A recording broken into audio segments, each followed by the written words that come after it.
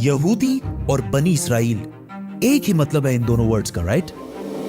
No, बल्कि ये एक बहुत बड़ी गलती है जो डेली हम सारे ही कर रहे हैं, क्योंकि यहूदी और बनी इसराइल इन दोनों वर्ड्स में बहुत बड़ा डिफरेंस है। आज से 4000 साल पहले इब्राहिम अलैहिस्सलाम फलस्तीन, जिसे उस जमाने में किनान कहा जाता था, इधर पहली बार आबाद हुए, जिधर इब्राहिम अलैहिस्सलाम के 2 बेटे हुए, इस्माइल और इसहाक। तौरात में अल्लाह ने इब्राहिम अलैहिस्सलाम के दोनों बेटों से वादा किया था कि मैं तुम दोनों को ग्रेट नेशंस, अजीम कौमें बनाऊंगा और तुम दोनों की औलाद बहुत ज्यादा नंबर्स में होगी।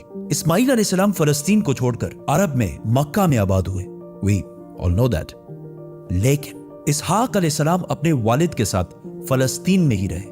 फिर इसहाक अलैहिस्सलाम के एक बेटे का नाम याकूब था, जिसे इसराइल के नाम से भी जाना जाता था। याकूब अलैहिस्सलाम के 12 बेटे थे और उन सारों के नाम ये थे। लेकिन याकूब अलैहिस्सलाम इन 12 बेटों में से सबसे ज्यादा मोहब्बत अपने बेटे यूसुफ अलैहिस्सलाम से करते थे, जिसकी वजह से बाकी भाई यूसुफ अलैहिस्सलाम से बहुत जेलस होते थे। फिर आगे जो हुआ वी ऑल नो दैट, और यूसुफ अलैहिस्सलाम मिस्र, इजिप्ट के वजीर आजम बने।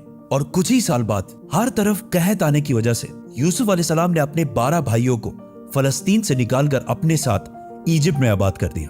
आहिस्ता आहिस्ता याकूब अलैहिस्सलाम इसराइल के इन 12 बेटों की औलादें इजिप्ट के हर फील्ड में फ्लरिश होने लगी। बिजनेस, ट्रेड, एग्रीकल्चर, सब में बहुत ताकतवर और स्ट्रांग होने लगी। जिस तरह आज भी यहूदी जिस भी मुल्क में रहते हैं वहां की सबसे पावरफुल कम्युनिटी बन जाते हैं। इजिप्ट में बनी इसराइल की ताकत से घबराकर आहिस्ता आहिस्ता फिरौन ने इन पर जुल्म करना शुरू किया और आखिर सारे बनी इसराइल को अपना गुलाम बना दिया। लेकिन 400 साल बाद अल्लाह ने इन्हीं 12 कबीलों में से एक कबीले लेवी की औलाद में से एक को चुना, जिसका नाम था मूसा अलैहिस्सलाम, जिन्होंने बनी इसराइल के 12 कबीलों को फिरौन की गुलामी से आजाद कर दिया और उन सारों को अपने साथ फलस्तीन की तरफ ले गया। और अल्लाह के हुक्म से मूसा अलैहिस्सलाम ने बनी इसराइल से कहा कि फलस्तीन पर हमला करो। लेकिन बनी इसराइल ने जवाब दिया कि आप और आपका रब जाकर लड़ें, हम इनसे नहीं लड़ सकते।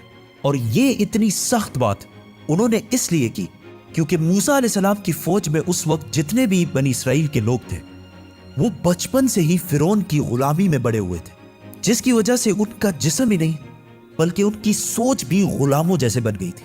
मतलब बिल्कुल एक बेगैरत कौम बन चुके थे, जिस पर अल्लाह ने 40 साल तक इन्हें इस डेजर्ट में रहने की सजा दी।